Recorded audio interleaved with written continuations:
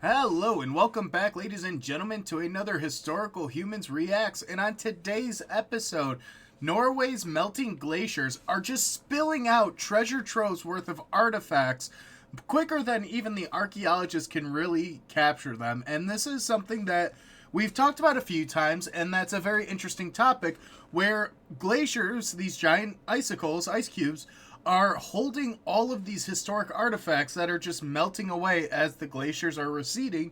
And this leads archaeologists into a treasure hunt of sorts where they get to explore the glaciers, trying to find these missing artifacts, these treasure troves, and some of the coolest things are coming up out of the dirt.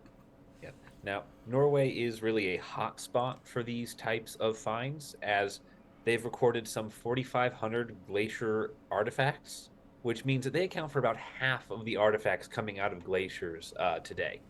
So that's very impressive, and also a little bit scary that there's so much stuff just right there under the ice that's popping out for some strange reason right now this year. Yeah, I can't seem to pinpoint the exact reason as to why the glaciers are receding at such an alarming rate, but the one benefit to it is we're finding out a lot of interesting things about the past, which covers the course of thousands of years. A lot of these glaciers are actually somewhat newer in terms of the geological grand scheme of things. I mean, a lot of the things we're discovering are a couple of thousand years old, where the last glacial maximum was about 13 to 14,000 years ago. Yeah. Yes, these are nice young artifacts to be in a glacier, which is why they are coming up so quickly because they're part of minor refreezes that happened over time. But the cool Where thing is they get preserved in the ice. The ice just keeps them chilled. yeah, You yeah, know, I can't wait till archaeologists start uncovering my chest freezer and seeing all the goodies that are buried at the there's bottom. no the archaeologists do not want to see the things you have, Justin.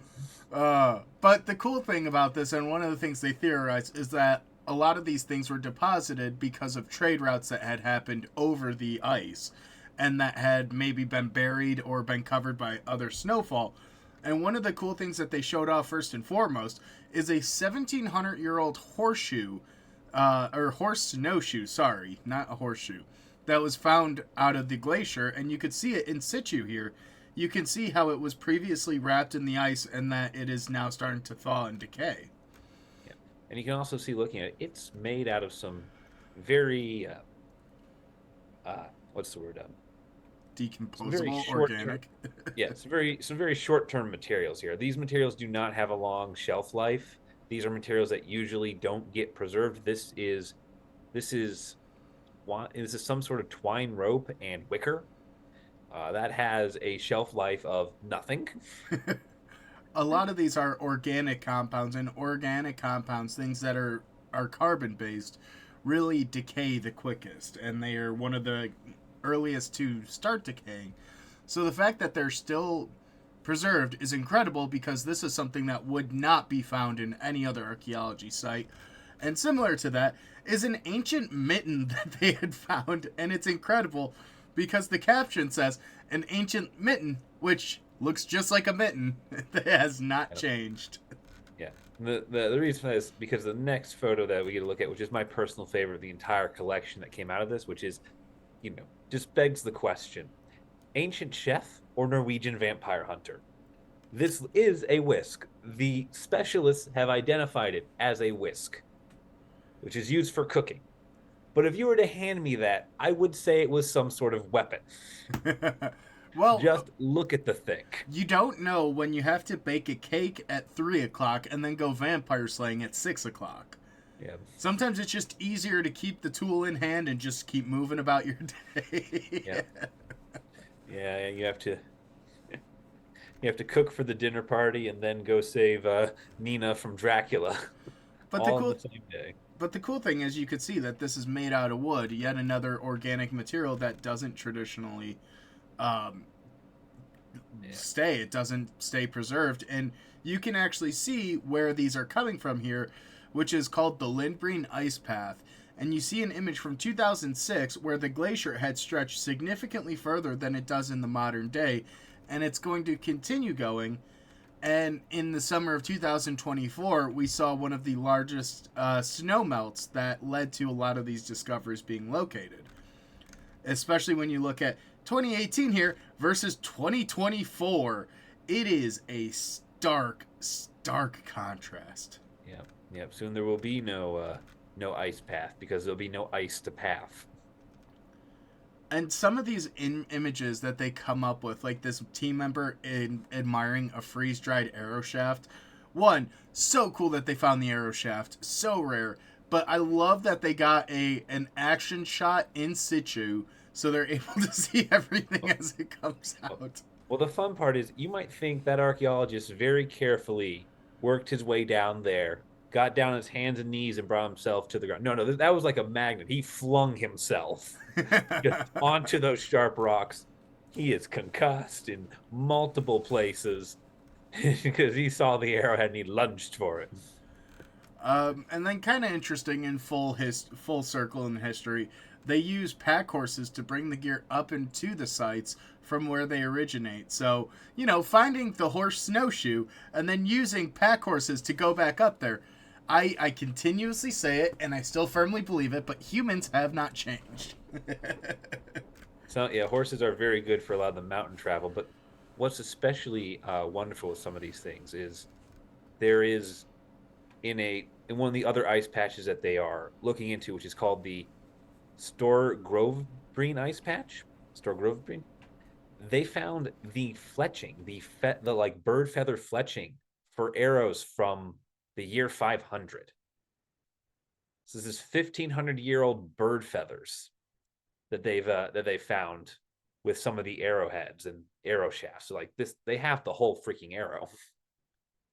Yeah, That and doesn't happen. they even found a metallic arrow that's about 1,300 years old.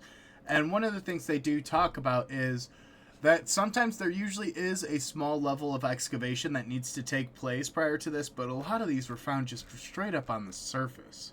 Yeah, yeah. It's a little similar to some of the old paleontology stories when people would go out into the desert in search of dinosaurs, and their first step would be to walk along a cliff face and just look for bones lying at the bottom of the cliff face.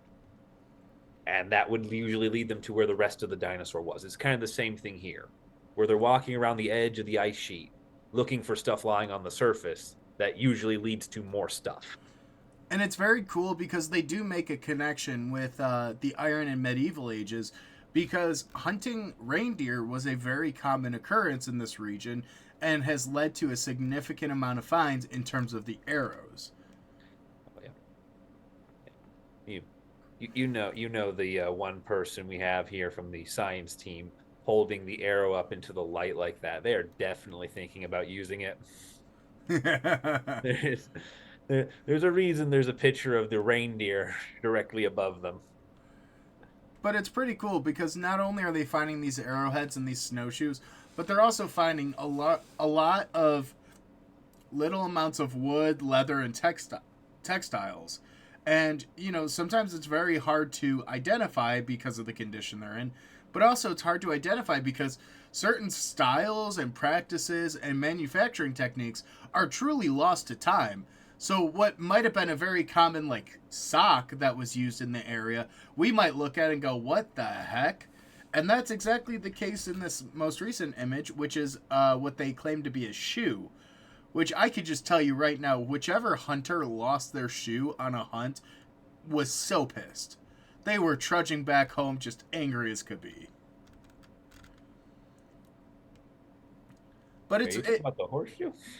no, there's an actual leather shoe towards the bottom of the article. Oh, I see. Oh, yeah, I see the leather shoe now.